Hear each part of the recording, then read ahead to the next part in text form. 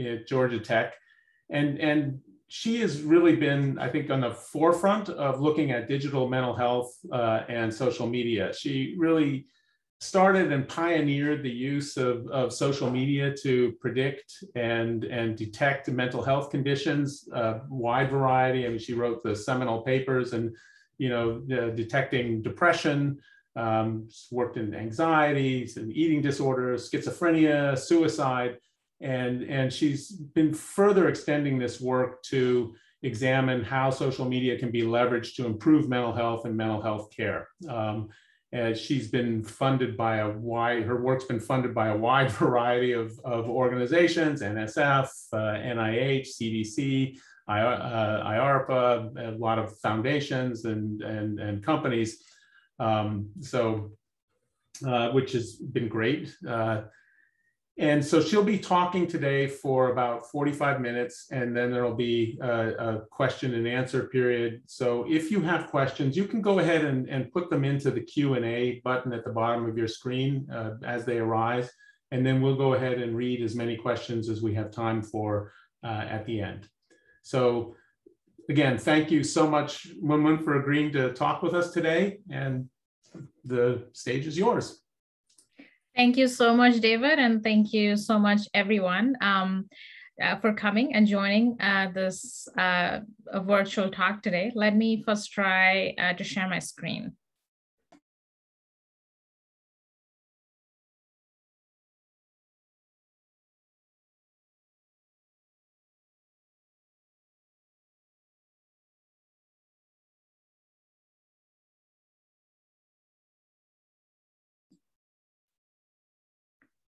I'm hoping my slides are visible.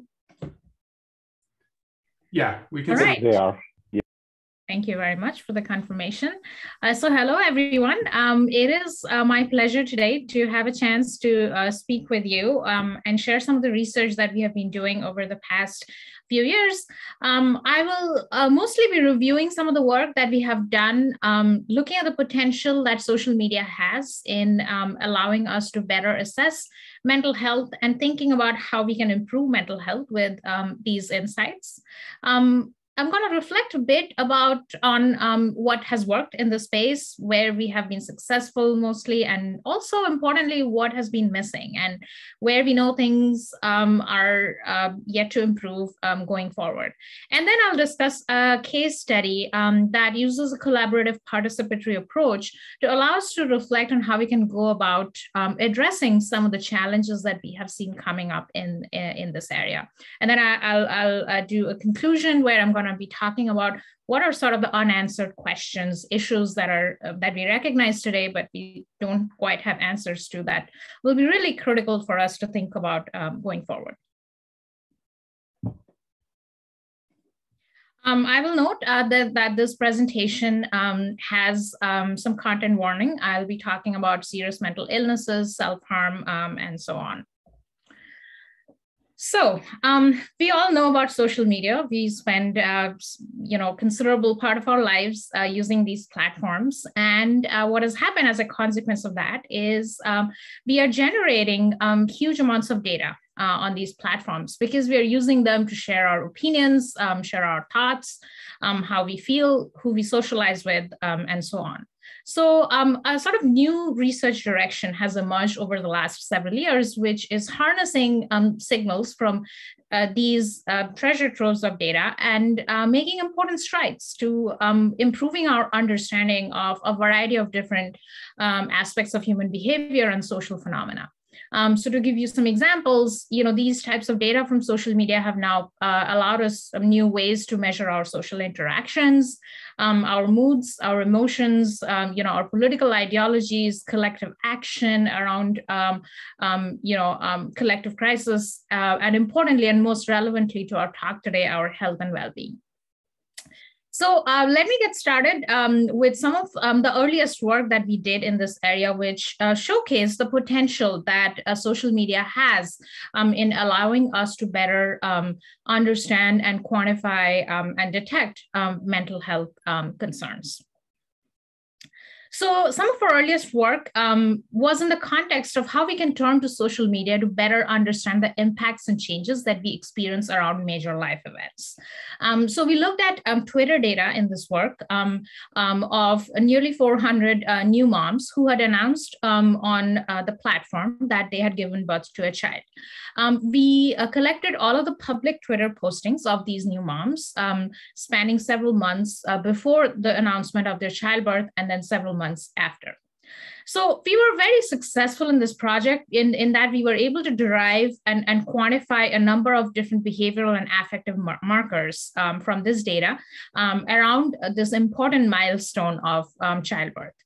We looked at longitudinal patterns of these behavioral markers before and after childbirth, and we were able to glean many meaningful ways to understand how did the behavior and the affect and mood of these new moms change around this major life event, and actually importantly, what it meant for the mental health of the new moms.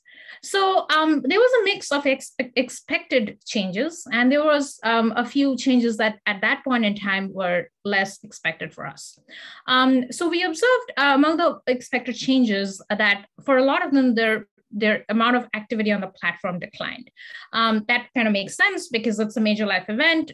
There are other priorities in life that new moms had to attend to, and they were probably not spending as much time on the platform. But among the unexpected changes, we found that for about 15 to 20% of the new moms, they were, even in the limited amount of activity they were putting out on social media, they were less socially interactive with others. And the emotions that they were expressing were more negative in nature, and they showed lower psychological activation. And interestingly, they showed more self-attentional focus in the period after childbirth, which was indicated by greater use of first-person pronouns in their Twitter postings. So the question was, what do these changes mean? And can we quantify these changes better to understand the fraction of the new moms who were showing these changes more markedly over others? So we devised a technique called the greedy differencing analysis. And what it told us is that there is actually a very narrow span of language in the Twitter postings of these new moms, which distinguish the moms who changed the most in terms of large effect sizes compared to the moms who only showed a limited amount of change or a background cohort, which is what a set of female Twitter users who had not announced that they had given birth to a child. So what this told us is that on the one hand, the language and the behavioral patterns that we found to be characteristic of these markedly changing Twitter activity could be indicative of postpartum depression, which affects about 15 to 25% of new moms. But at the same time, it also raised questions about how do we go about validating these observations. So this led to our follow-up study. The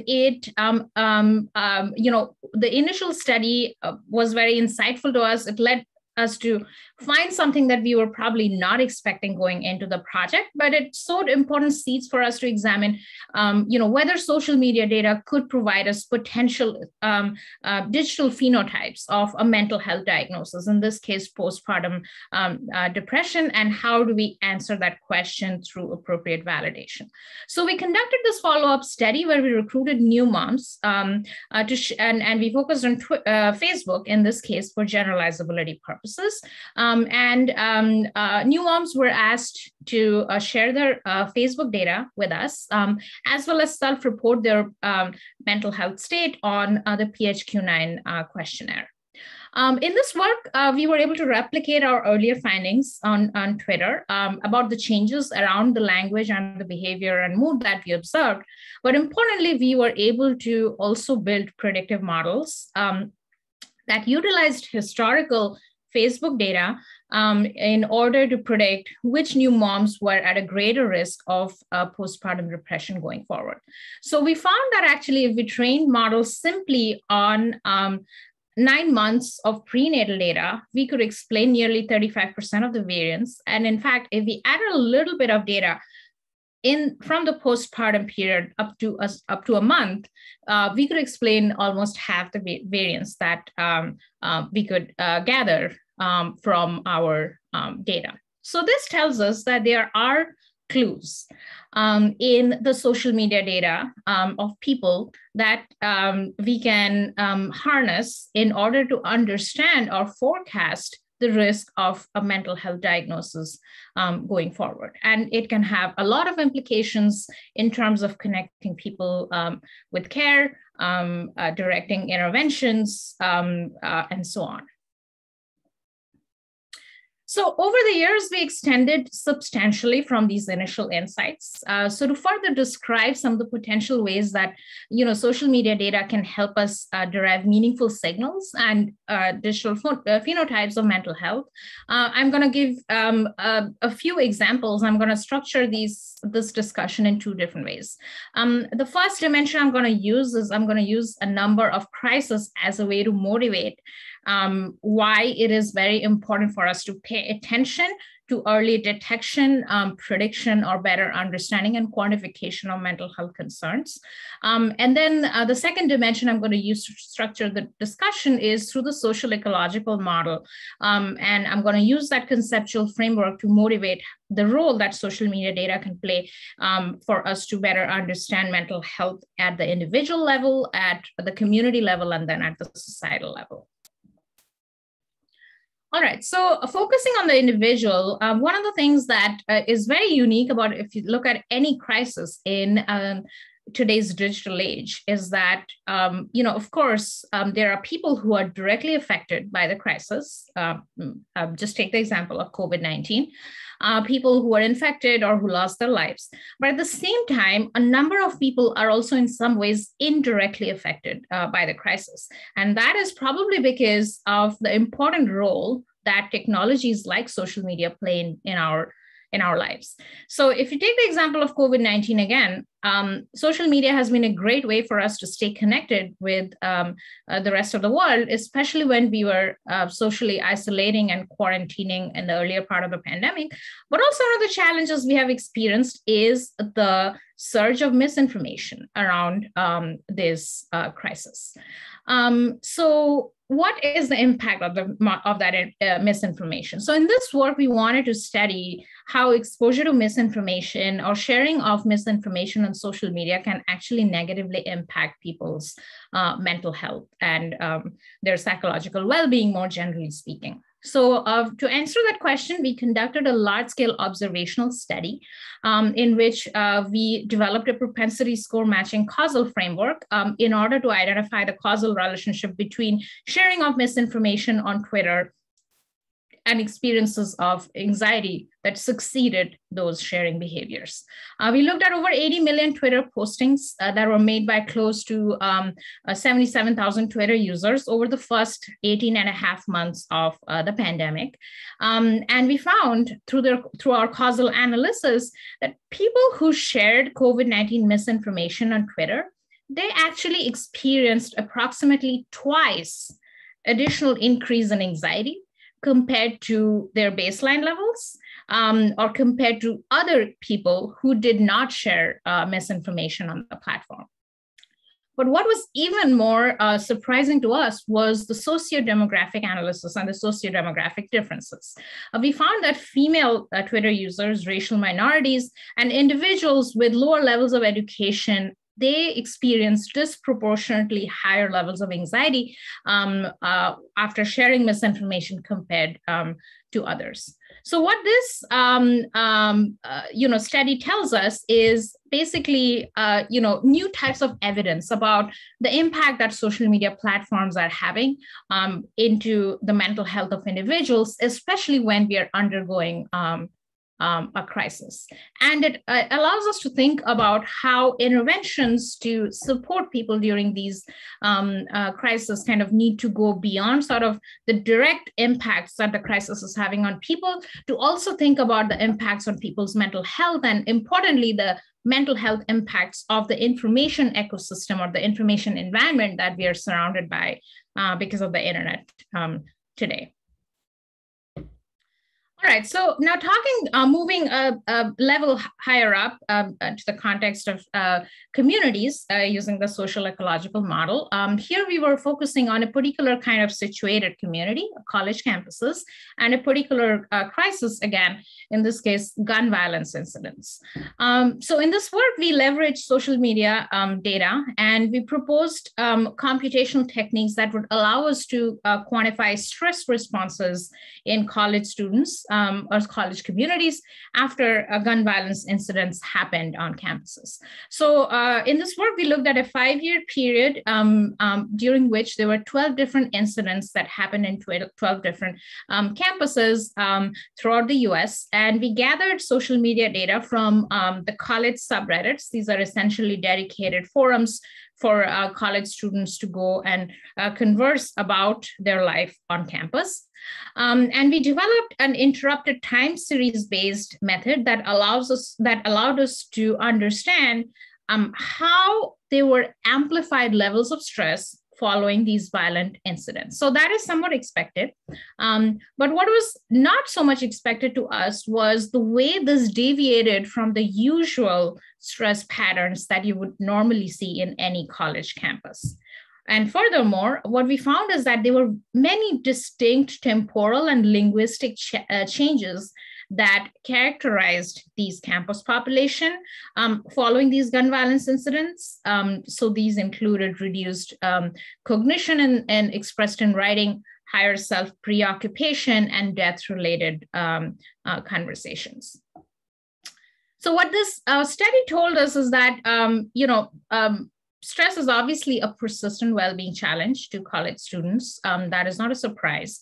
But then when we have violent events or crises on campuses, stress responses can be further aggravated. In this case, increased trauma, increased fear of getting hurt or losing, friends and peers was one cause of stress. So this opens up new questions and opportunities to think about what crisis rehabilitation on college campuses can look like. And the fact that, again, crisis rehabilitation to support these communities means we make provisions to understand how and to what extent are these communities affected by these crisis incidents. Can we understand the extent to which they get amplified or exacerbated, and for how long? And that information, that evidence can, again, be really helpful to improve access to mental health care and rehabilitation efforts in the aftermath of these crises. All right, and then again, using the social ecological model, the final example here I wanted to showcase is at the societal level assessment, and then the role that social media can play in that context. So we are returning to the COVID-19 example here, and one of the things that we all know so well about at this point is the significant number of disruptions in personal and collective lives that the pandemic has caused, and the multifaceted mental health concerns that it has brought up. So in this work, we wanted to provide population level insights into people's psychosocial concerns during the early part of the pandemic. So here again, we had a large data set. We had over 60 million Twitter streaming postings that were geolocated to be originated from inside the United States over March to May of 2020. And then we compared these patterns with a similarly sized sample from the year before in 2019, when obviously there was no pandemic. So what did we find? We found that, among all of the psychosocial expressions that we considered, they all proportionally increased in during the COVID-19 crisis. But what was really interesting to us is that even in that initial period that we looked at, we observed a steady decline and eventual plateauing of some of these concerns. So now that can be because of habituation or settling into a so-called new normal that we all think think we are ushering into. But at the same time, there were other interesting aspects that were revealed by our analysis of especially the language highlighted in the use of social media. And it tells us about the different ways that social media was used by people to overcome their mental health concerns. So we saw that people expressed concerns about personal and professional challenges in their mental health postings. People talked about healthcare and precautionary measures and anxiety around that.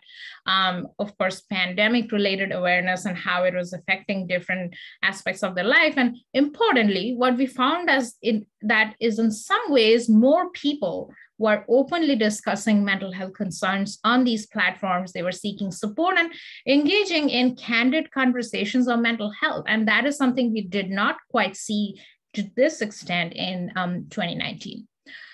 So what this study tells us is the potential to think about social media as not just a way for us to quantify mental health at the time of a crisis for a given population, but also think about how the platform is appropriated by people and thinking about then interventions, especially during these moments of crisis, that could allow people to use the platform as a way to voice their thoughts, their experiences around their mental health struggles, and contribute to fighting the prevailing stigma around mental health.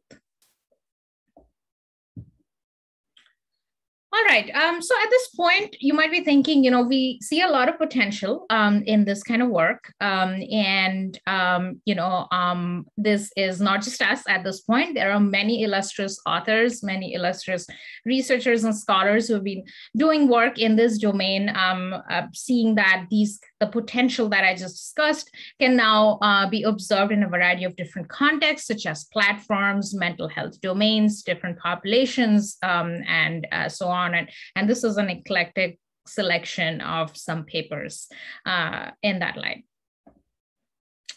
But you might be wondering, if this is so great, what is sort of the next step in this line of work? Are we ready for real-world deployment or use of these models and our interventions and technologies to help people? And given that we don't quite see that yet, you might be wondering what is preventing us from pursuing some of these directions. And that's what I'm going to be talking about next.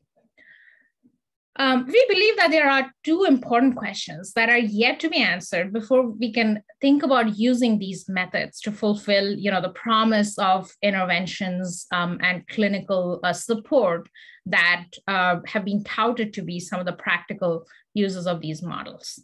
The first question is around efficacy. So the question is, are these algorithmic assessments of mental health derived from social media, are they valid to work on clinical populations or not, given that a lot of them were not built on clinical populations? And then the second question is around efficacy. Can we transplant the models that were built on a non-clinical population to a clinical population? And if we do that, what kind of challenges do we observe? So this is a self-reflexive study where we look at sort of the body of work that had happened until that point, different ways that researchers have conceptualized and built these machine learning models on social media data. And we wanted to see is there some kind of a style or pattern we see in approach that was adopted in building these models that would give us some insight into the efficacy and validity related issues. So what we found here is that researchers in this area have largely sort of operationalized a variety of different online behaviors as proxies of mental health states, because oftentimes they were not using data from a clinically diagnosed population. There were many reasons behind it. One, I just told you that a lot of researchers have not had access to work with clinical populations because of the sensitivities involved. But at the same time, also using proxy behaviors as indicators of mental health state has the advantage that you can quickly scale to large populations, and you can build these machine learning models at the scale of hundreds of thousands, which you probably will never have when you're recruiting people to be part of a study and volunteering data to do that. So in sort of a scale of, the difficulty in accessing ground truth, you can see that in this picture. We have all the way to the right, we have clinically assessed ground truth labels that are being used in the machine learning models of social media. And then at the very, towards the middle or towards the very sort of left, you have quote unquote different kinds of proxies, which in some ways are easier to gather. So the question, if that is the setting, when we are building these models using proxy social media behaviors as indicators of mental health, what kind of issues in validity and efficacy are we introducing in the work? The first question that we ask here particularly relates to construct validity, and that is whether the proxy diagnostic signals objectively and accurately measure what they claim to measure. They claim to measure that it is a clinical mental health diagnosis, such as schizophrenia or depression, but do the proxy behaviors actually indicate that? And then there's the question of theoretical or clinical grounding, which is the fact that we are measuring something from the social media data that seems like it is a diagnosis of mental health. Does it have some theoretical or clinical grounding in the existing literature? So to answer these questions, like I said, it was a exercise in self-reflexivity in many ways. So we looked at three kinds of proxy data sets, which have been used as diagnostic information, in this case on schizophrenia. So the first data set we gathered was affiliation data. So the idea here was if somebody posts on a forum on schizophrenia social support or a hashtag on that, they're likely to probably have or suffering from the illness. Self-reported data, also really common, that has been used in prior work. It is when a person says on Twitter or another social media platform that I'm suffering from depression or schizophrenia. And then appraised data, which is also quite popular, in which social media postings of Twitter users or Reddit users were reviewed by an expert, such as a clinician, to identify whether these postings look like to be coming from somebody who might be suffering from a mental illness. And then we had match control data for each of these proxy data sets. Our final data set was social media data that were collected from an actual patient population. These individuals were recruited as part of a larger research study, which I will be talking about in just a bit. And here, patients were recruited, and their diagnosis of schizophrenia was based on SCID and a number of other clinical assessments. We also, through the same recruitment process at this health system, we also had a comparable matched control here, which were healthy controls, people who were assessed to not have a diagnosis of schizophrenia spectrum disorders, that served as our set of negative examples. So we set up a simple binary classification task, which is, using the social media data, can we predict the ground truth? So the ground truth for the three proxy behaviors were their respective ways of operationalization of mental health state. And then we had, for the patient data, we had the clinical diagnosis as the source of ground truth. So we adopted a triangulation approach here. So again, the idea is to be able to distinguish people who have a diagnosis of schizophrenia from control populations. And the idea was to measure both the internal and external validity of these models. Internal validity will be training the model, the machine learning model, on the proxy behavior and testing it on the same proxy behavior. And external validity will be training the model on the proxy data and testing it on the actual patient population. This is what we found.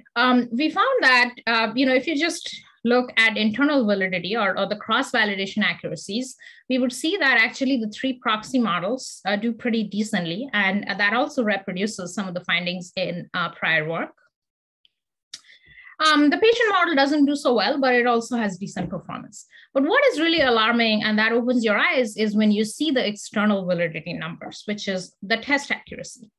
So across the 3 different proxy behaviors, we see that these models, although they did very well in predicting the proxy diagnosis, when they were tested on an actual clinical population, they performed pretty poorly. But the interesting insight here is the patient model, which actually consistently and persistently shows good performance, whether in terms of its internal validity or external validity. So that was a question that came up about the efficacy of these models. If we were to take these models and transplant them in clinical populations to support and augment clinician decision-making at the point of care, we are in serious trouble.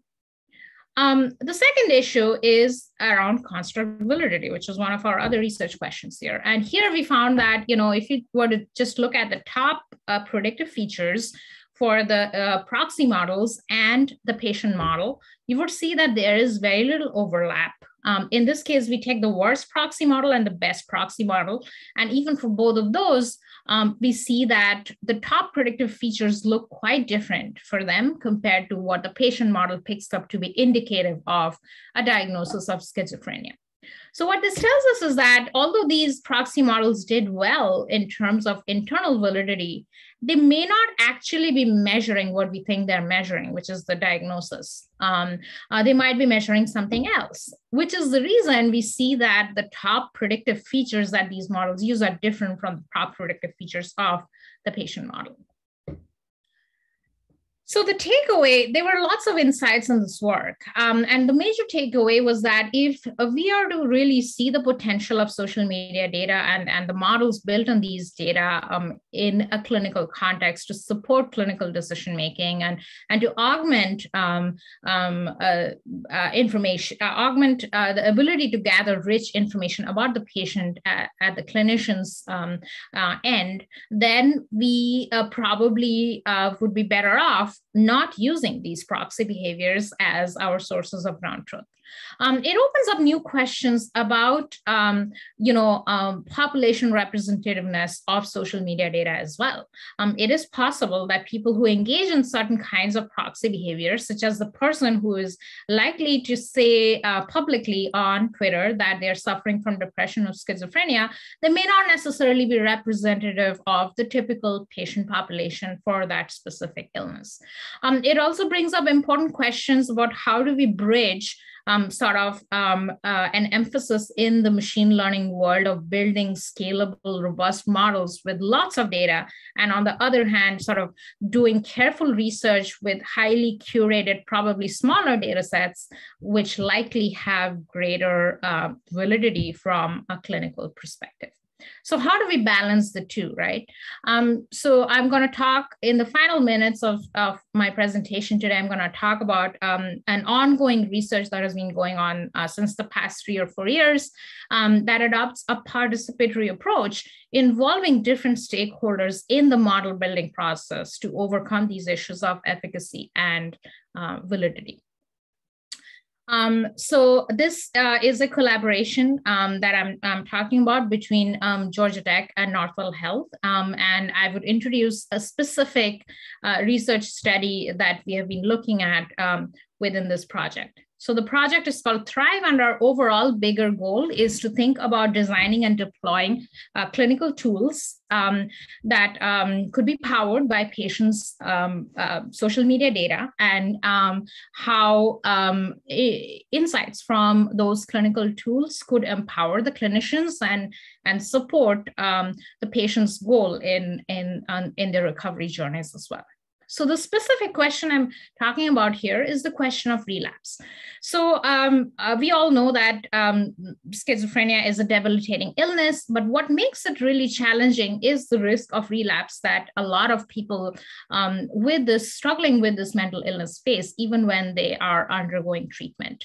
The challenge that a lot of clinicians told us is that oftentimes the clinicians get to know of a relapse after a relapse has happened, which is when the patient is back and the symptoms have exacerbated enough that they have to be hospitalized.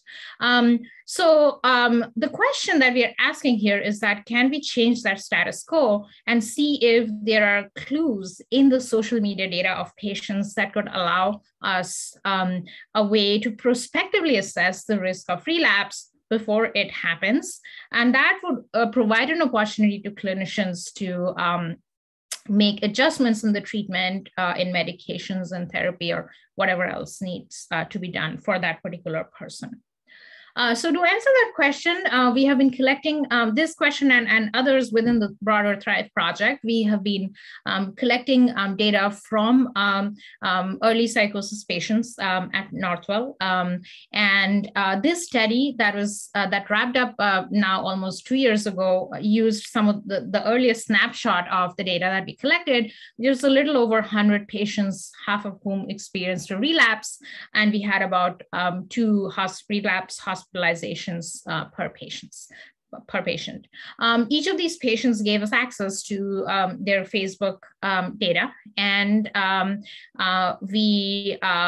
this provided us a tremendous opportunity to tackle the question of relapse, because we had hundreds of thousands of postings on Facebook, and we had up to 10 years of data for a lot of the patients in our sample. So now let me tell you a bit about the considerations in our modeling approach for predicting relapse, which were an iterative approach based on a set of discussions that the clinicians and the computer scientists on this project had. The purpose of this set of iterations was to exactly avoid the issues that I mentioned earlier, which was poor efficacy and poor validity. And the question that we asked is, how can we build these machine learning models in a way that are practically usable at the point of care? So the first issue that we recognized jumping into this project was that traditional supervised machine learning approaches were unsuitable. Although it seems like a simple binary classification task, some people relapse, others don't, but there are many nuances there that clinicians consider. So for one, relapse events are multifactorial. They can manifest in many different ways in many different people, and that patient heterogeneity, that clinical heterogeneity has to be factored into the modeling approach. Then the question was, there are actually no true positives or true negative examples in this setup, because any individual at any point in time has a certain likelihood of relapse sometime into the future. And then finally, there is also the challenge that relapses do happen quite a bit at a population level, but at the individual level, which is at the level we want to build these models in, relapse is actually a relatively rare event. So we turned to counteract this reality of the data and to make sure that our models are practically usable and mimic the way clinicians think about relapse and administer treatment. We model the relapse prediction problem as an anomaly detection problem. So the idea was to think in the way that clinicians think about relapse, which is, knowing about the symptoms of a patient, knowing when the symptoms for that specific patient deviate from their baseline symptoms over time, and that those clues can be really empowering to the clinician. So anomaly detection in machine learning allows us to look at time series signals of behaviors and identify when are the behaviors deviating from the baseline.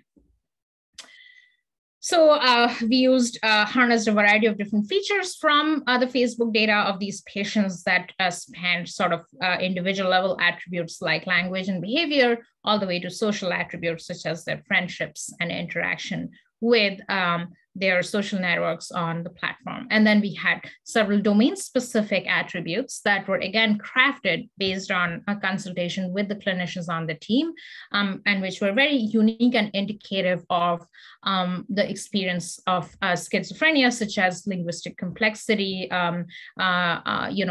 preoccupation, repeatability, and sticking to a specific topic in conversations over time.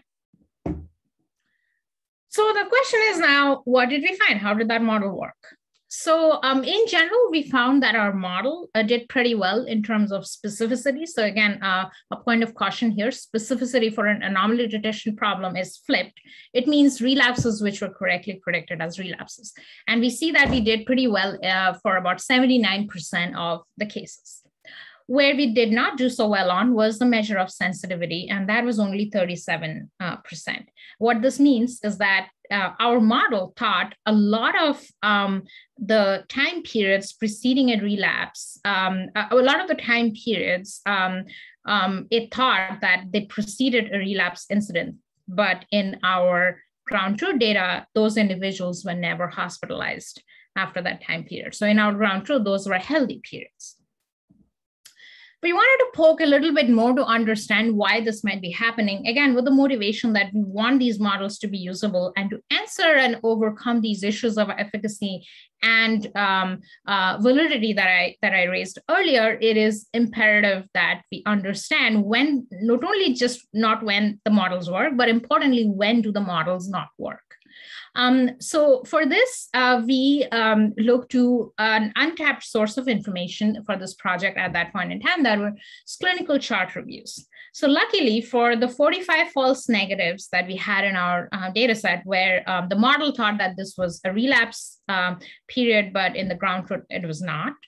For about half of them, we were able to find some unstructured notes in the clinical charts of the patients.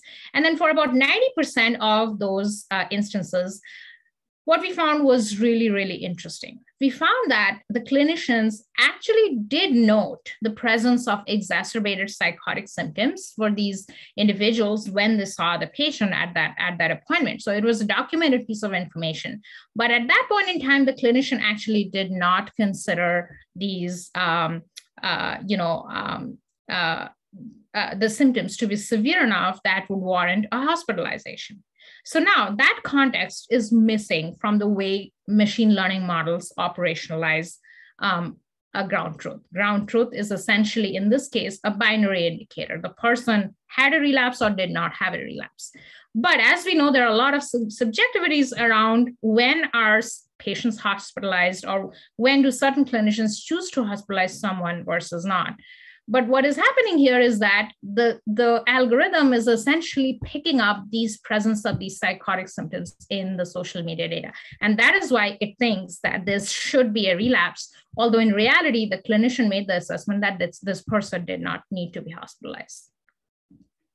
So overall, one of the things that we learned from this work is not just kind of that you can build models using social media to predict relapse, but importantly, such models can be built in a personalized fashion that is sensitive to the clinical heterogeneities between patients, whose inner workings in some ways are aware of the mental models of the clinicians, the way clinicians assess risk of relapse, and being able to incorporate that and design machine learning models to be aware of that context and approach is really, really important for real world translation.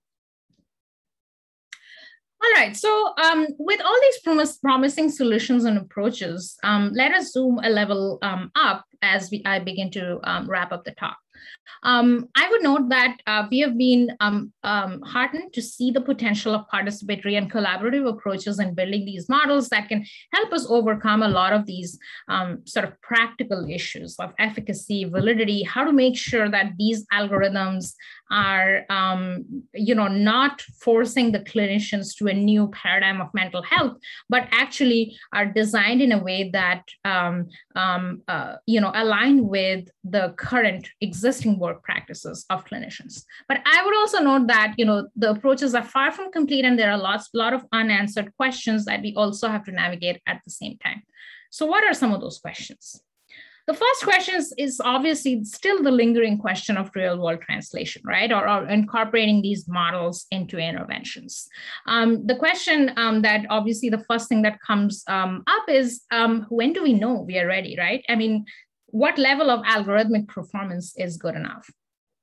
But the reality is that machine learning models are never going to be perfect. We can spend decades improving the models, but they're never going to be perfect in that inherently they're uncertain approaches, right? So the question, instead of asking what model performance do we need, flipping the question and instead asking, how do we support graceful failures when we know that at some point or the others, these machine learning models are going to break. They're not going to stand up to the potential use case. Another way we can think about it is to say that how do we do no harm, as the Hippocratic Oath goes, in that when we deploy these models, they help and empower the clinicians and the patients, but at the same time, they're not doing any harm. And then thinking about interventions, right? We have lots of thoughts about, how these can be part of existing interventions, but and how can we build yet another new tool? But the question is, interventions do not exist in a vacuum, right? They exist as a part of a socially situated and a structurally influenced pathway of care. If we want the potential of social media to be taken into interventions, we have a lot of lessons to learn from other kinds of technology-mediated interventions, such as helplines or mental health apps, and not repeating the same mistakes as we go along. There are questions about the future of mental health work, right? And I hear that from a lot of clinicians. Is AI going to replace clinicians?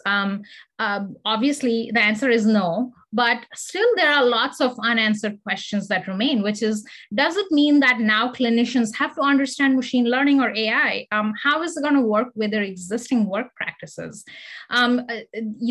Asking people to learn, already very busy people to acquire a new skill is obviously going to create more burden. So the question is, how can we make the integration of these algorithms that use social media data seamless and part of the way clinicians operate? I mean, the good news is that a lot of clinicians are already seeing social media data or social media messages of their patient in their consultations. How can we make those interactions more conducive, and what is the role of machine learning in there? And of course, there are questions of social justice, right? A lot of these algorithms have been built on majority identity populations.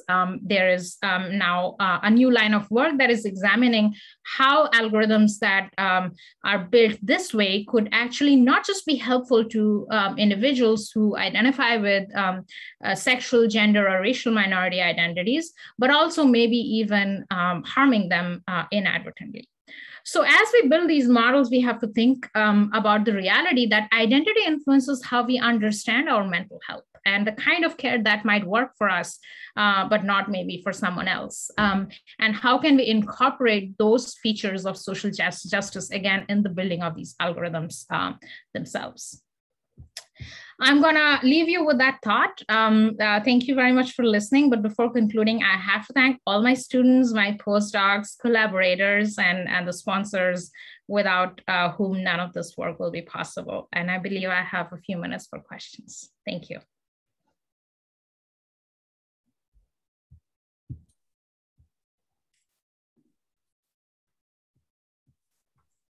Yeah, thank you so much, Munmun. That was a terrific talk. And I can see already we have one question. So if you have questions, go ahead and pop them in. And I certainly have a few, but why don't we go ahead to the ones that are in the Q&A.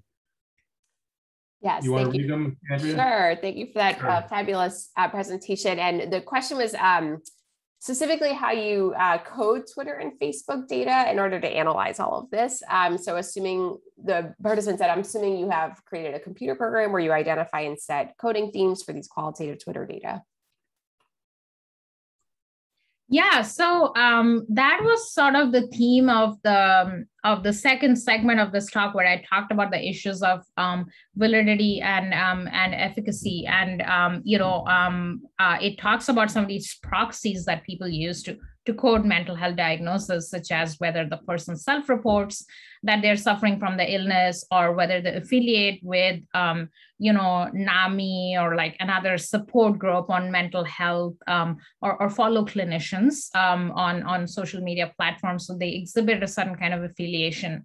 And then, of course, expert review data. So all of those are widely used. And that second part of the talk was a way to reflect on how good or bad those approaches are.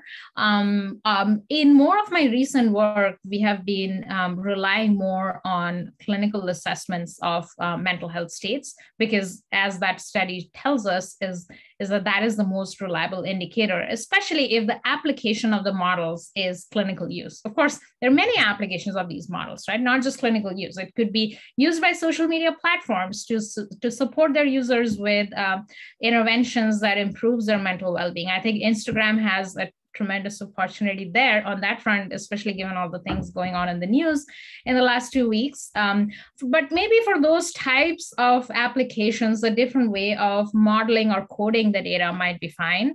But for clinical applications, we believe that assessments that are made in a grounded approach in the literature is the right way to go.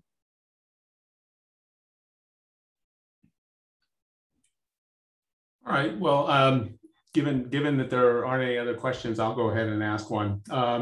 Take a prerogative here, and this is a little bit unformed, but I'm wondering, so it looks like you're kind of taking a hierarchical kind of, in this last sort of set of studies, you were taking kind of a hierarchical approach, and I wonder, so like starting from your first study with looking at postnatal depression, you had, if I understood that correctly, you had the data going back into the prenatal period. And that was, you got some predictive value from that. And I'm thinking, like, we know that perinatal depression, like there's a lot of women who have depression prenatally, and that doesn't translate postnatally. Some people it's continuous, some people it just emerges. And so, it suggested to me that there may be, part of what you may be picking up there is underlying factors, not the symptoms themselves, but sort of underlying risk factors, which is really cool. And then, like in the work with schizophrenia, it looked like also you were getting an indication that maybe it wasn't a full-blown relapse, but you were seeing indicators of other constructs that features may be able to detect. So it sounds like really you have a complex situation of a lot of different variables that you're trying to detect that could potentially put together, lead to better detection of a relapse or of a state or whatever. And I wonder if you can talk a little bit more about how if I'm correct that you're thinking about this hierarchically, and how you think about those kind of lower level or mid-level features. Yeah, well, that's a beautiful way to put everything together. Thank you, David, for doing that.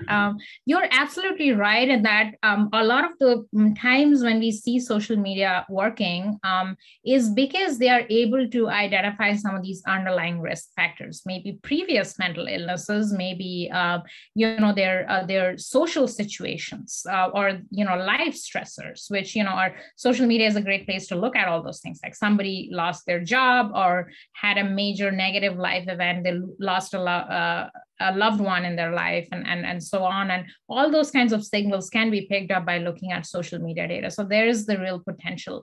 The way I think the way you put it there as a hierarchical approach is, I really like that, because one of the ways that we have been thinking about using the social media data is that it could be a way to flag if there is a challenge or a certain set of concerning patterns that we are seeing in somebody's social media activities. That could be flagged to either the individual themselves or to the clinician or whoever is their support giver, caregiver, and that can that information is sometimes missing. It's easy to overlook, but I think that's where social media data can be really useful. And this way, the ultimate arbiter of the decision of the treatment is still the clinician, but the clinician just has more clues right now to work with because of access to this piece of information.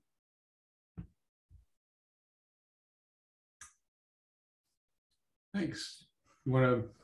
Yeah, we're getting lots coming in, so I'll prioritize admittedly in the order that they came in as I'm seeing it. But good news is lots of questions. Everyone's really engaged here. So one of the questions that you mentioned that the disorders that you study are really quite heterogeneous, which is quite true. But then have you thought about focusing more on the specific clinical phenotypes or characteristics beyond the syndromes like depression or schizophrenia? I have not, but that's definitely something we want to be looking at. We started to do that a little bit in sort of the context of suicide. I didn't talk about that work here, but sort of distinguishing between sort of ideation and action and sort of, attempts and all of those subtleties.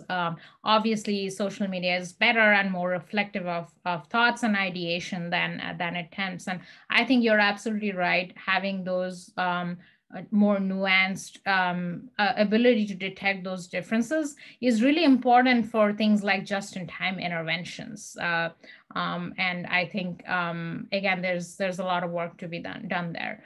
The challenge there is, of course, in some of these moments of crisis, people may not be using social media or coming to social media, and that a lack of data on the platform can mean so many things. It can also mean a crisis.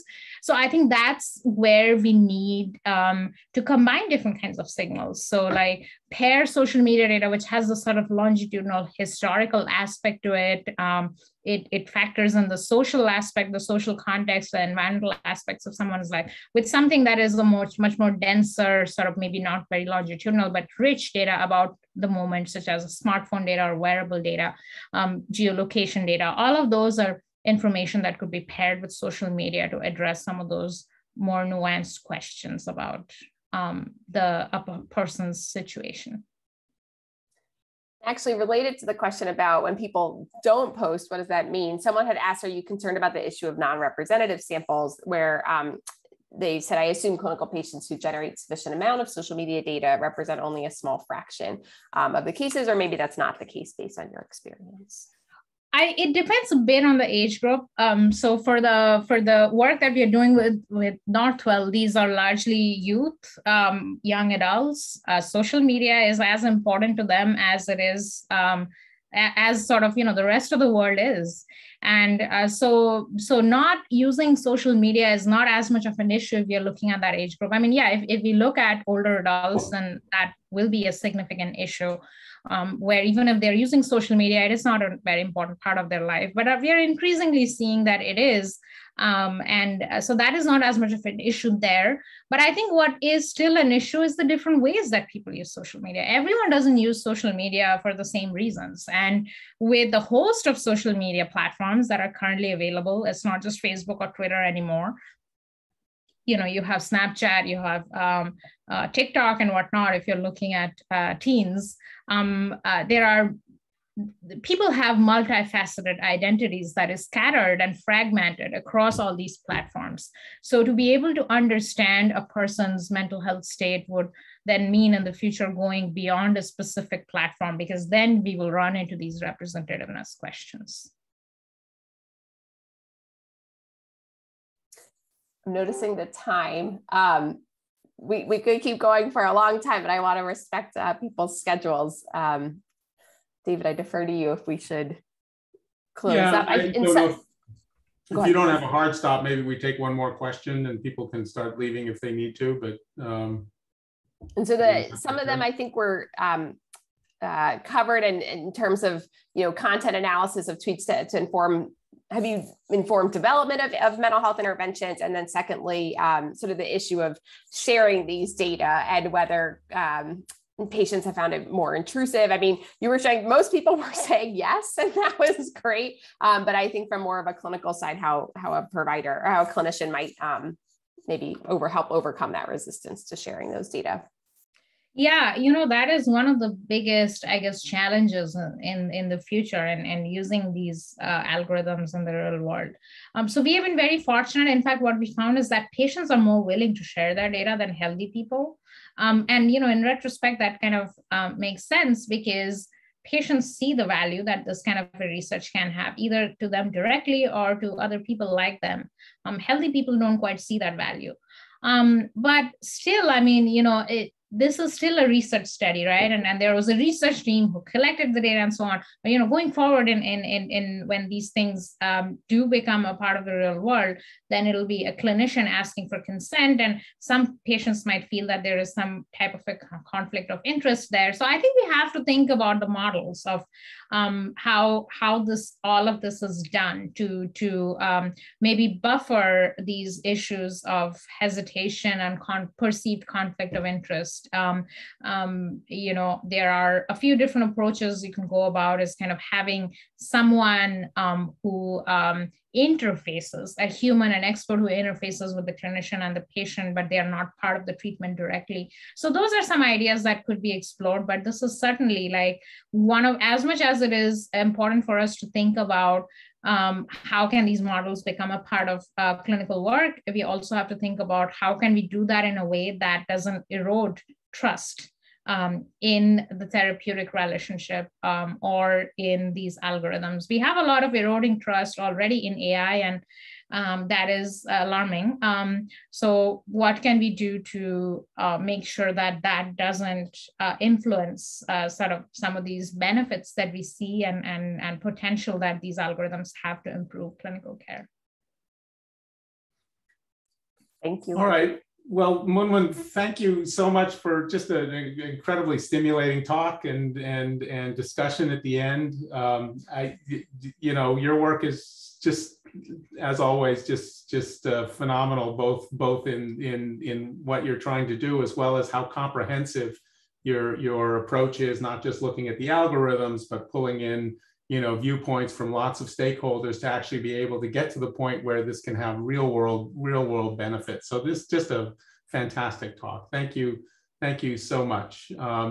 And for other folks who are still with us, next month, we'll be having a talk from Ricardo Araya, one of the world's leading experts in global mental health, and he'll be talking about using digital tools for the delivery of mental health care in middle income and developing countries.